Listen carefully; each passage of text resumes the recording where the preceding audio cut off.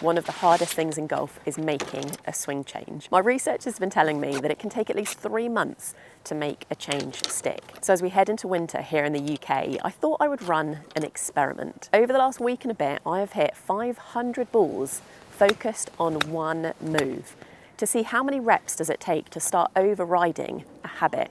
What's the most efficient way to go about making a swing change?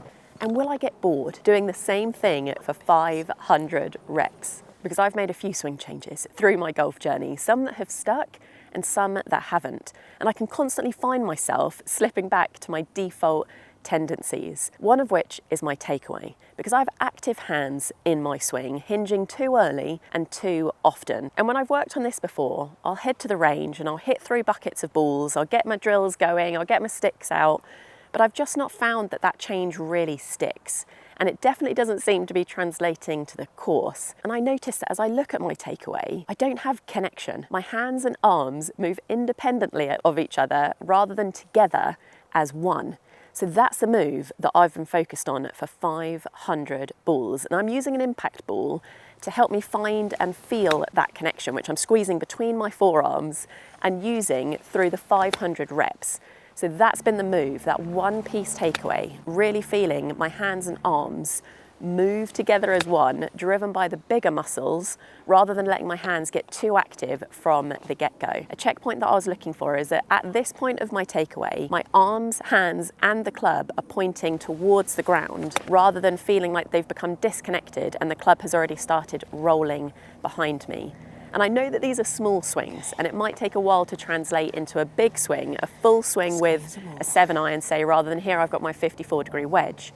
But I knew that if I started with small swings, first of all, I could go slow. I could really get the feeling of the move that I'm grooving.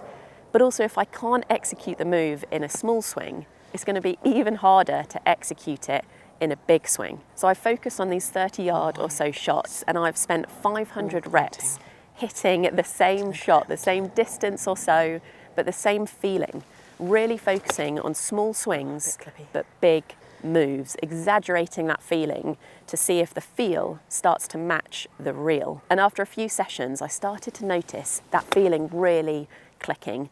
And I think the biggest takeaway for me so far, pardon the pun, is that I actually don't think about my takeaway as much anymore. Having got the reps in for 500 balls of really exaggerating the move, it now feels familiar, and I feel like I can execute it without having to consciously think of it as much as I was at the start or even a few sessions into the experiment. And there's a few other things that I found really helpful as well that I'm going to keep doing through the winter.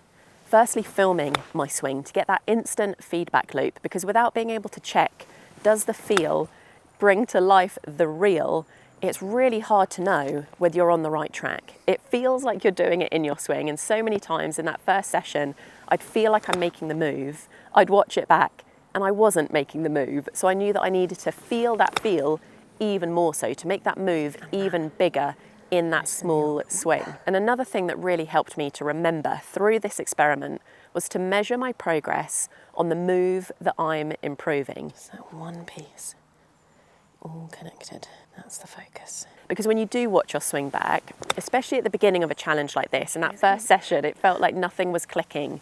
It's so easy to look at all of the parts of the swing that you want to change, that you want to improve. Definitely higher with the hands.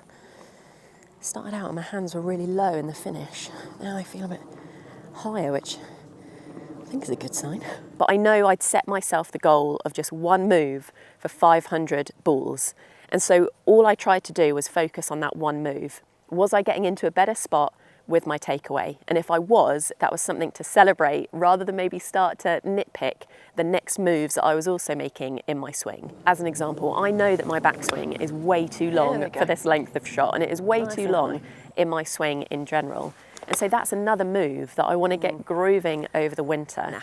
But it's not the move that I was focused on for this experiment.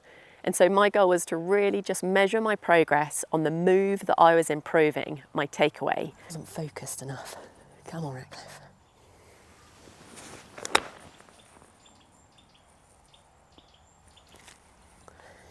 It's funny how I just find by doing again these smaller swings, I can really think about and put my energy, mental energy on that first move Whereas if I was just on the range, I think I'm so accidentally caught on the outcome of the shot, and I don't want it to go wonky. Whereas here, I don't really mind, because I'm just doing a small one. It's not about anything but that move, and so my mental energy is just spent on really feeling this first move here, building awareness of what that's like to take it away better. But also know that I can then focus on building blocks, because working on my takeaway like this has then highlighted to me that the next part of my swing, I then also get a little bit active with the hands, overly hinging in that turn and at the top. But that's exciting, because that's something that I can work on next. And so that's another tip that I'm taking away from this experiment, to really focus on building blocks. And now that I feel like I've made good progress with my takeaway, I can build in that next move of really trying to get into a better position at the top of my backswing.